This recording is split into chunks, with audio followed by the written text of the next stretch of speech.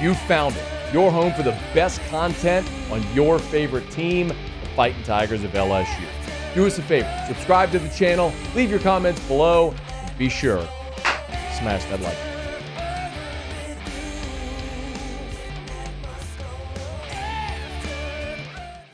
Sean, the opposite of what we saw with the Saints and the Eagles is what we saw on Monday Night Football, Jayden versus Joe. Offensive fireworks, the picture of quarterback almost perfection. What were your observations? Like, what grabbed you when you watched either guy, Jayden, Joe, on Monday Night Football? Well, LSU got some. They've trained some pretty damn good quarterbacks. Okay, and they've.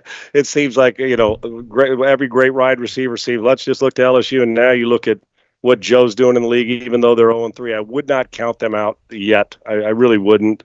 And he's spectacular. We know he is. And then, I mean, that's the obvious part, and getting his team and played great. And, he's a notorious slow starter, and that's obviously permeated through Cincinnati because it's the same with them every week. But then they go on a roll and win 8 in a row. I thought he showed up quite nicely in this game against his former LSU, well, not teammate, but alumni guy. I thought Jayden Daniels was spectacular. You know what impresses me? That first of all, we know who Joe is and where he's headed and the things he's going to do. Jayden Daniels has every great quality you like in a quarterback.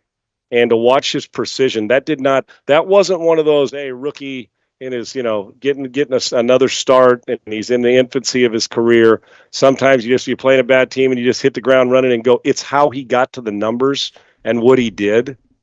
Impressive, man. And I'll tell you one thing I love about him. From the time he left Arizona State and when he was at Arizona State to LSU, I judge it's not just on the 1 year thing or it's one player, one series, one game. Every year he's gotten better. Yeah. He's become a better player. He's not regressed at any point in time. He's never quit working. And I know that's easy because, work hard. Well, it's easy to say, but it's the off seasons to put the time in, not only physically, but mentally, of keeping up and studying. He looked like a guy that can stand up in a room and walk the whole offense and Cliff and everybody through how to run an offense. And that's not – I saw that with Stroud. And now listen, at the end of this year, I promise you, Jayden, Stroud's already said it. He said it in an interview last week going into this game against Minnesota. Listen, you don't really know what you don't know, basically, and I'm paraphrasing him, but sometimes you're just reacting as a football player, and you really don't know as a rookie what's going on. I assure you when he comes back year 2, he's going to look at tape and after a few games say, man, this is completely different, and yet he's still thriving now. These guys, it's not supposed to look that easy, and it's mechanics. It's his improvement on the deep ball, as we talked about at LSU last year, and it continues to carry over. And you're either accurate or you're not. He's accurate with the football. We know about his feet and his legs. That's a no-brainer. But what my favorite thing, resilient, and all those things that go with leadership and grasping what they're trying to teach. It's like he and Cliff been talking about this for years. Same page, and I like it. My favorite thing about him is to get through progressions. With all that great athleticism, he's still hanging in there as if he's a 5 or 6 year guy, that he understands what the next read is on the progression. That's not normal for a rookie. I'm just telling you, some guys in their second and third year. Look what Darnold said. Darnold's 3-0. He said he didn't even know how to study right until he got to Brock Purdy. Watch him. See, it's not just study, and we all sit in front of a computer and watch tape. It's what are you looking for specifically? I feel like Jayden Daniels knows exactly what he's looking for, and maybe that's Brian. A big part of Brian Kelly. It's how he was raised, the different coaches he's been on, but he gets it. And watching him play, he was not in a mismatch. He was not over his head at any point in time. And he's not going to have those games on a regular basis, but what I'll tell you it builds confidence with the dudes around him. They already know who their guy is. Yeah. And we're not even a month into the season. I am so impressed with him. When anybody asks me, they people like, well, it was 1 year as a Heisman. When it's not in the Louisiana area going on, I said, just watch the way he goes about his business. And when you have a strength like he has with his feet, there's always that lean on the crutch. I'm going to bail out early. He doesn't bail out early. There are second and third guys catching balls. The ball's distributed around. He's accurate. He's got all the arm you need, and he does not let a bad play, which he didn't make many in that game, Yeah. but he hasn't let that affect him. Kind of like the guy who's at LSU now. Whatever's in the water down there at LSU, these guys know how to get hit in the mouth and overcome it, and they seem to progress and get better all the time. LSU and Nussmeier's doing the same thing. But Jayden Daniels he's ahead of the other two in every phase of his game. Their other two, and Caleb and Nix, are going to be good. Nix played pretty well. Caleb threw for almost 350, 370. But the precision, the dynamic precision of Jayden Daniels, it's impressive to watch, man. And Cincinnati's not exactly a hack team. They're about as good as 0-3 team as you're going to see in the league anywhere, any season. Well, they're a breath away from being 3-0. It's incredible. Damn right they are. Yes. So let me ask you. So, Sean, I was looking this up earlier today. There are 4 teams since 1990, for those that missed it earlier, only 4 that have started 0-3 and made the playoffs. But there's one sports book I saw that gives the Bengals a 44% chance of making the playoffs, which obviously speaks to how good that team is or can be. What do you think, man? Are they buried, or Joe and them buried at 0-3? No. Now, I'm big on – you'll get people now that say, well, you got to win in December. Well, if you go 0-4 in September, you're in a chase mode. They're 0-3 now. Now it almost becomes for them, and I like Joe in these situations, 0-3, we know what we got to do. He stays calm. And then, like I said, then they start to go on a run. It's becoming single elimination for them. Now, while it may not be, that's the mindset you have to have. Now, you also got to be smart enough to know that if you lose another game, you're not cashing in the next 13. But, yeah, they can, because they've got players. And I'm going to tell you what, Baltimore didn't close right on Sunday. They looked good for 3 quarters, but they've been kicking it around the first 2. They started out on 2. There's no way on God's green earth Pittsburgh continues what they're doing. Now, I love Mike Tomlin, but I can't see them rolling off and being a 12, 13-win team. They'll always hit you on defense, but Fields, he had a great performance this weekend, but he's going to come down to earth. We know offensively, I think, who they are, and Cleveland's overrated. They're proving that they are overrated with the way they're playing. So, and Watson's not the same cat. He's up and down like the Dow Jones. So why not them?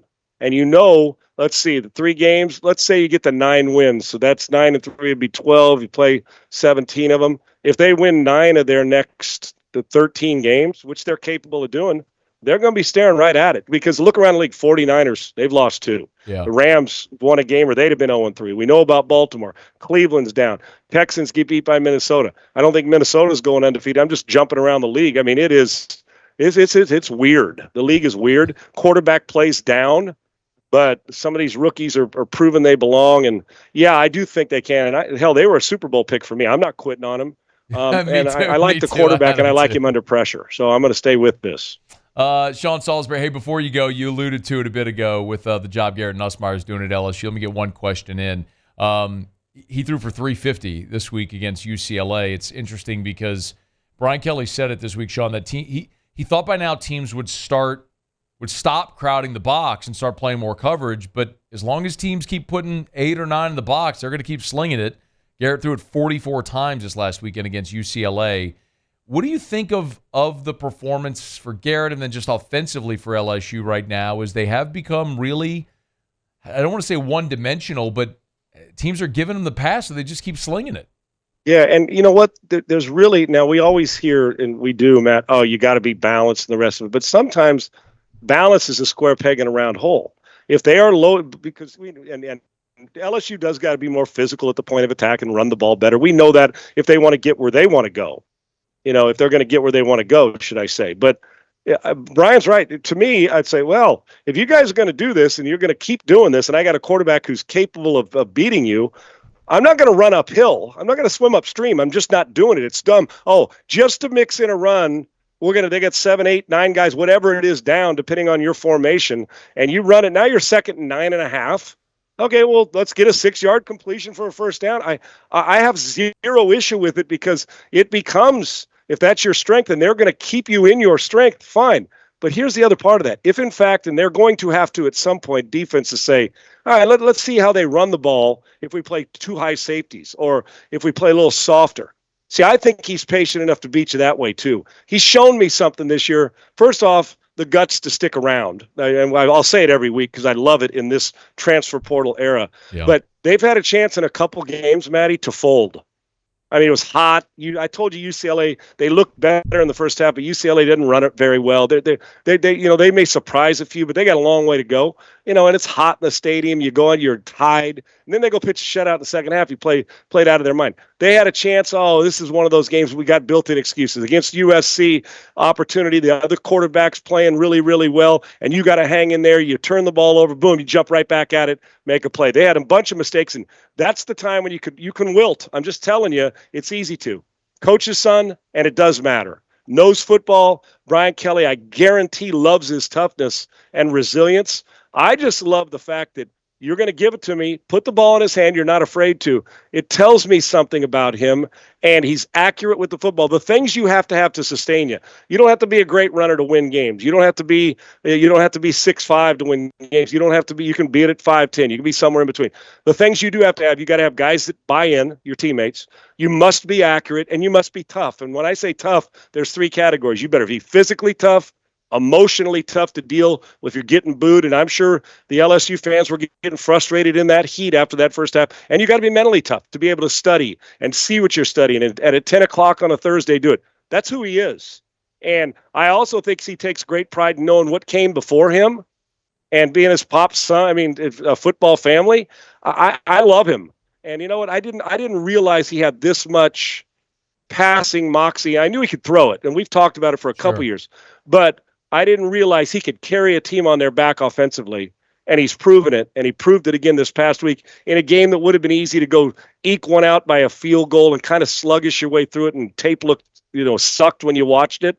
That second half was something to, especially when Perkins gets hurt, and you got to go out there, and if they're going to keep doing it, he is proving each week, which could be a bad thing for LSU because eventually they're going to say, that guy's not beating us.